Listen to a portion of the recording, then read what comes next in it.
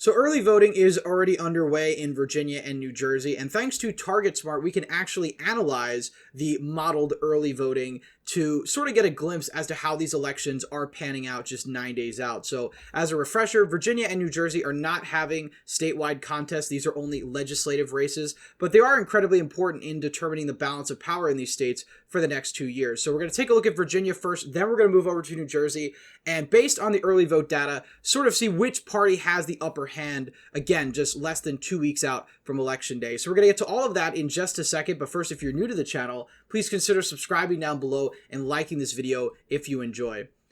So we're going to start off with the legislative races in Virginia. So I think these races are very important because this could make or break the political career of Governor Glenn Youngkin. Now, Glenn Youngkin really needs a Republican trifecta in the state of Virginia to get a lot of his agenda through, and he's been relying on early voting to get his Republicans out to the polls, because what's happened in a lot of these elections since 2020, and of course during 2020 as well, is that Democrats will build up a monumental lead in the early voting, and because Republicans are so opposed by and large to early voting, they wait to vote on Election Day, and thus you have a lot of things come up where if you can't make it to vote on Election Day, you can't vote at all. So Republicans have been put at a big disadvantage because of characters like Donald Trump discouraging the practice of early voting. But Glenn Youngkin has taken the opposite approach, and he's been sponsoring this Secure Your Vote initiative, which the name itself is very clever, because if you think of Secure Your Vote, it's a clever way to sort of reach out to the MAGA Republicans who are very skeptical of the voting process in general. You know, Secure Your Vote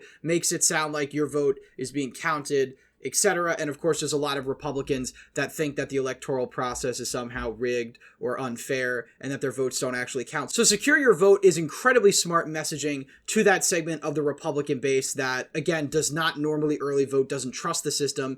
And Glenn Youngkin knows that he needs early voting. He needs strong early vote numbers from Republicans in order to win a trifecta in Virginia. So this strategy from the Spirit of Virginia PAC, which is his PAC in the state, is quite honestly genius, because you're getting a group of voters that are low propensity, that don't trust the system already, and you're using their messaging, their language, to get them out to the polls. So that's just another example of why I think Glenn Youngkin is such a talented politician on the Republican side, and why he could potentially prevail in these off-year elections. Now, I say off-year elections because 2023, there's no statewide elections in Virginia. There's obviously no federal races as well. So these elections only have to do with the state House of Delegates and the state Senate. So there's a number of districts that Republicans need to win in order to win their trifecta, and they're sort of at a disadvantage based on the court-drawn maps that were handed down by the Virginia Supreme Court, since the state really couldn't decide on actually drawing these maps through the legislature, so they had to go to the Supreme Court.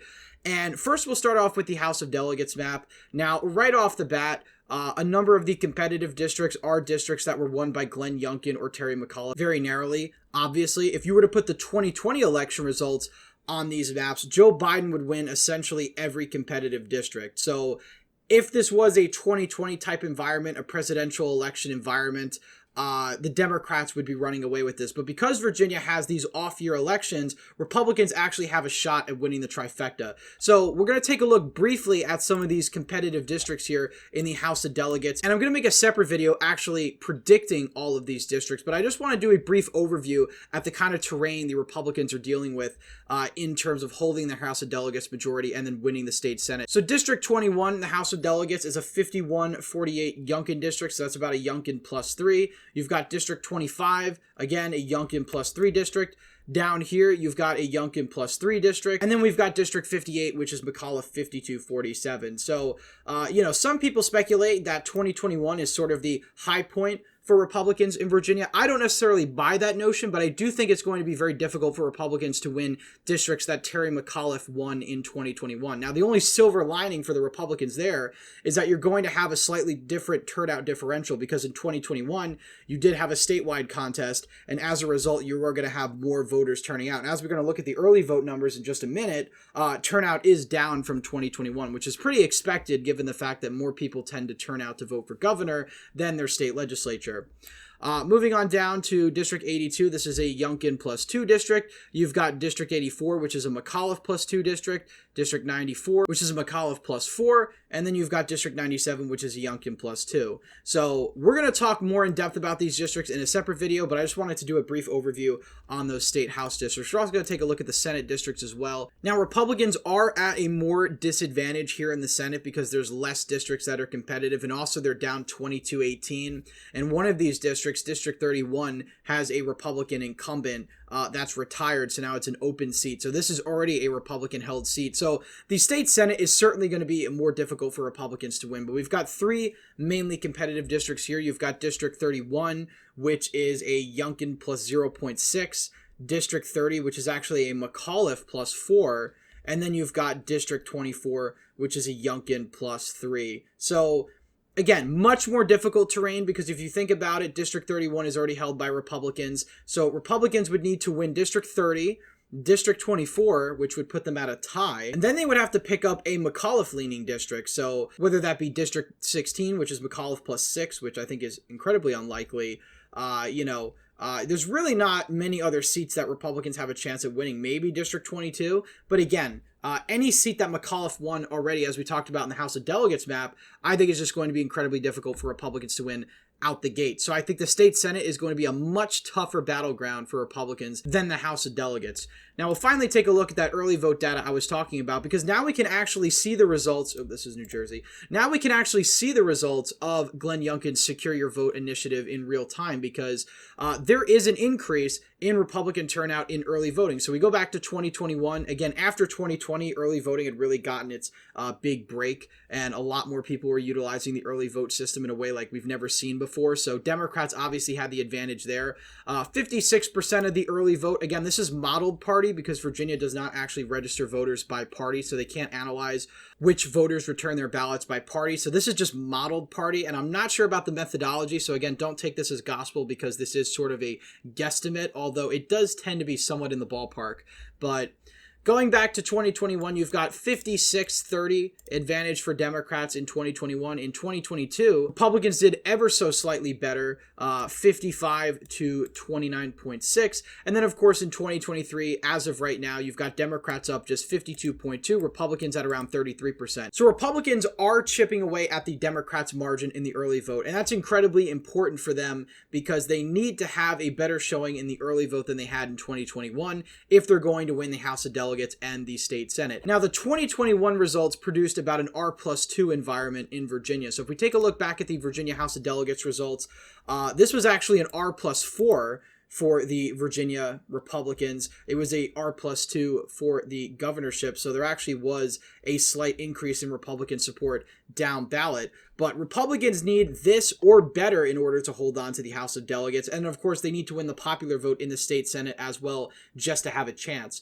So again, the state Senate is going to be a much different ballpark. I think it's going to be a lot more difficult for Republicans to win the state Senate. I think a more likely scenario is a tie, which that would be them winning the state Senate because, of course, you have Lieutenant Governor Winsome Sears breaking the tie. But anything more than that is really quite a stretch.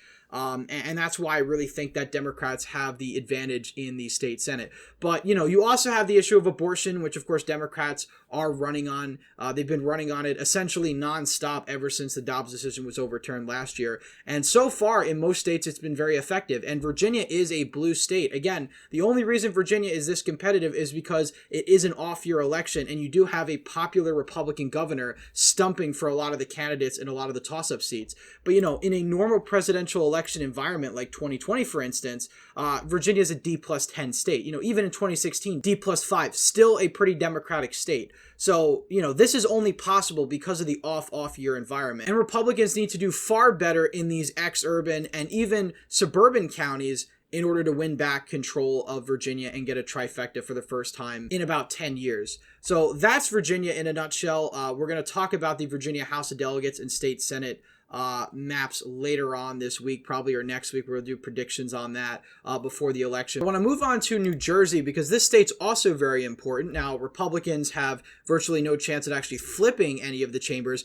but they do have a chance to chip away at the Democratic majorities there. And the geography in New Jersey is incredibly difficult for Republicans. Now, here in New Jersey, you have different results than what we saw in Virginia. Democrats are actually doing slightly better in the early voting as opposed to Virginia, where Republicans are doing slightly better. But the numbers are about the same over the course of the last 3 years. So you've got Democrats at basically stuck at 65% in terms of the early voting. Now, of course, this represents this time until the early voting. So this is not the final early vote numbers. This is just where the early vote was at 10 days before the election, or 9 days before the election, really.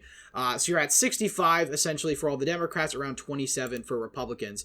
So that sort of indicates to me that we could see a similar result to what we saw back in 2021. Now, in 2021, you had Jack Ciattarelli at the top of the ticket lose by only around 3 points to Phil Murphy, and he got around 48% of the vote. Now, this actually translated to down-ballot coattails. Kristi did not have down-ballot coattails in 2013 and 2009 when he ran both times, at least not to the effect that Jack Ciattarelli had. So that's probably due to polarization. You have, of course, people voting for Republicans at the top of the ticket, more likely to vote down ballot.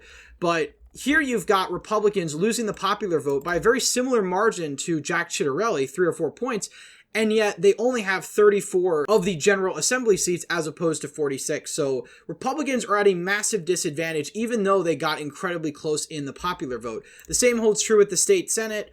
This is where, of course, you have that big upset against Steve Sweeney. You have that truck driver basically beat the Senate Majority Leader in New Jersey, one of the South Jersey members. Again, very similar popular vote margin, and Republicans are still at a huge disadvantage. They picked up 2 seats. They were at 16, Democrats at 24. So the new maps are also going to favor Democrats, but New Jersey geography in general tends to favor Democrats because Democrats control nearly an equal number of counties, if not slightly more, than Republicans. In a typical New Jersey election, Democrats win more counties than Republicans, and geographically that translates into more seats as well, because you do have seats compacted in those urban areas, suburban areas, etc. So this gives Democrats just a built-in advantage in New Jersey that they don't have in Virginia, for instance, because Virginia is much more geographically Republican than a place like New Jersey is. So this is why I think New Jersey is much tougher for Republicans to win.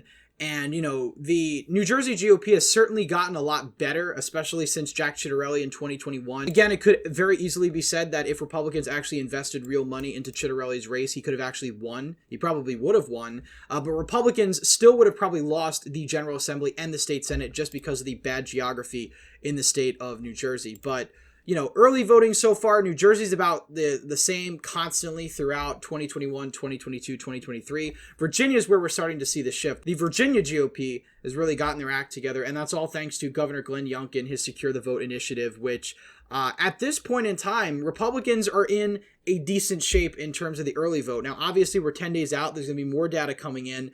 But this is just to give you guys some preliminary results out of Virginia and New Jersey. And, you know, Kentucky and Mississippi we'll talk about more before we get to the actual election, although I don't think the early vote data is going to be very helpful there because you do have a large number of Republicans there that are going to be voting Democrat in the case of Kentucky. And also Mississippi, you do have more registered Democrats that tend to vote Republican more so than other states. You know, Virginia is more of a modeled party state, so it's sort of up in the air, but you do have a methodology there. And New Jersey does register by party, but the results are very similar to the modeled party. So that kind of just gives validation to the modeled party here on Target Smart. So anyway, that's it for today's video. Please leave a thumbs up if you enjoyed, subscribe to the channel, hit the bell notification so you don't miss any more videos I put out. As always, again, thank you all for watching, and I hope to see you in the next one.